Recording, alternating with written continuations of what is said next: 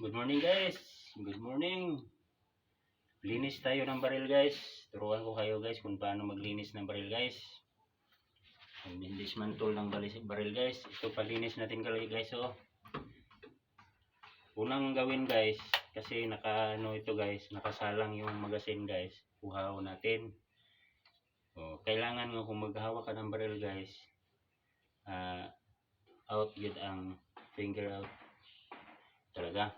So ito guys oh.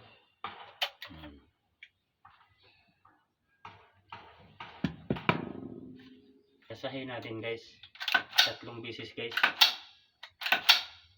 Hindi tayo katulad yung gwardiya guys na na accidental siya. Ito guys oh. Wala. So safe na. So ating kung ano na. Ito guys oh. Ang lock niya.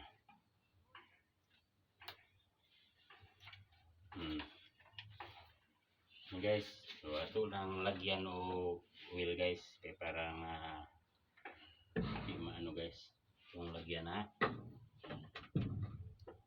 Dito guys yung hammer guys, ito hammer, at ito naman yung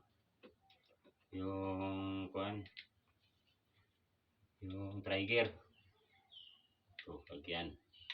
At ito naman guys, kaon natin to. Una natin nga gitanggal guys. At ang pangalawa naman guys, ito guys, ulahi siya gitanggal guys. Huli siya gitanggal. So atong lagyan guys ng ano guys,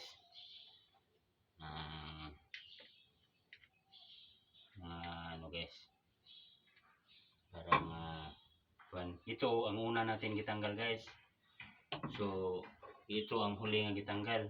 Ang huli nga gitanggal mo ay una na ikabit katulad nito guys.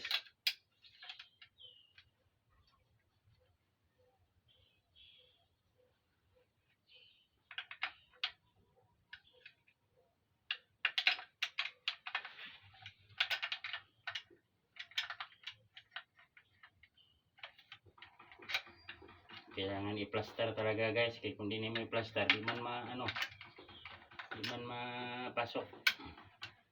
Isa martilyuhon pa nimo guys, kahit martilyuhon mo pa hindi yan mapasok guys.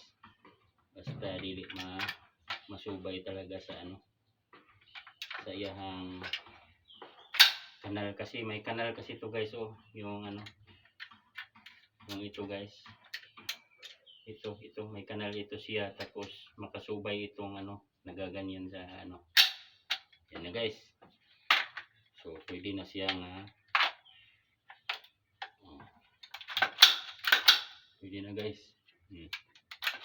Walang bala guys, walang bala. Tapos tapos mo nang ilagay ang magasin guys.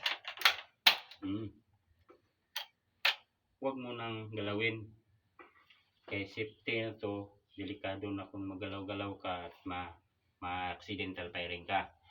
So yan lang guys. Salamat guys sa inyong suporta guys, sa panood guys. Thank you for watching guys.